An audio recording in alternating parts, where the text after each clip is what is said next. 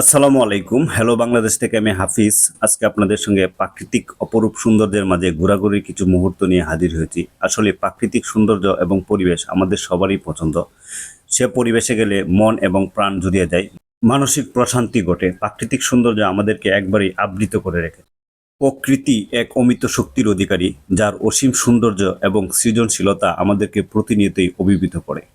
সৃষ্টির এই অপরূপ দৃশ্যমান সৌন্দর্যের মাঝে হারিয়ে যায় নিজেকে, পুনরায় খুঁজে পাওয়া যায় এক মানব জীবনের অপূর্ব অভিজ্ঞতা। প্রকৃতি আর অমিল সৌন্দর্য, তার বৈচিত্র্যতা, তার নিষ্কষ্ট হাজারো হাজারো কথা বলে, যা আমাদেরকে এবং আমাদের আত্মাকে সজীব করে তোলে।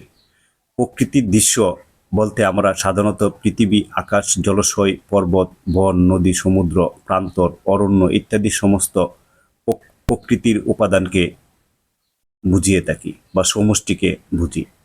প্রকৃতির এই সব উপাদানে আমাদের জীবনে স্নিগ্ধতা, শান্তি এবং সৌন্দর্য নিয়ে আসে।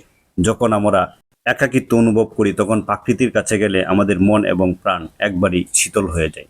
প্রকৃতি কেবল আমাদের শরীরের জন্য নয়, এটা আমাদের আত্মাদিক দিকেও অত্যন্ত জরুরি। এটি আমাদের আত্মাকে পরিশুদ্ধ করে, আমাদের হৃদয় স্নিগ্ধতা এবং শান্তি সৃষ্টি করে। যখন আমরা প্রকৃতির মাঝে বসে থাকি বা হাঁটাহাঁটি করি, তখন এই অদৃশ্য শক্তি আমাদের মনকে প্রশান্তি দেয়। প্রকৃতি আমাদের ভুলিয়ে দেয় আমাদের জীবনের সকল সমস্যা এবং কষ্টকে। প্রকৃতির সাথে মিলিত হওয়া আমাদের জীবনের একটি নতুন দৃষ্টিভঙ্গি, যা আমাদের অধিকার সচেতন এবং আনন্দিত করে তোলে। প্রাকৃতির দৃশ্যের সান্নিধ্যে মানুষের মন এবং মানসিক বিশেষভাবে উপকারিতা পায়। এই পরিবেশে থাকা আমাদের শরীর এবং মানসিক সুস্থতার জন্য অত্যন্ত গুরুত্বপূর্ণ। প্রাকৃতিক দৃশ্য দেখলে মানুষের মানসিক চাপ কমে, উদ্বিগ্ন এবং হতাশা দূর হয় এবং সার্বিকভাবে তারা এক ধরনের শান্তি অনুভব করে থাকে। আসসালামু আলাইকুম। ঈদের পরবর্তী দিন আমি আসছি এখানে এসে দেখলাম ঈদের জন্য ঘুরতে আসছে, এটা আনন্দ উপভোগ করার জন্য আসছে আমাদের কিশোরগঞ্জ ডিস্ট্রিক্টের ইটনামিটাইমন যে মহাসড়ক আছে, মহাসড়কের পাশে ওইখানে দেখেন যে শুটিং করার জন্য অনেকে এসেছে। ওই পাশে যে আপনার ওই যে ট্রাক, ছোট ট্রাক, এগুলো বোঝাই করে এসেছে ঘোরার জন্য।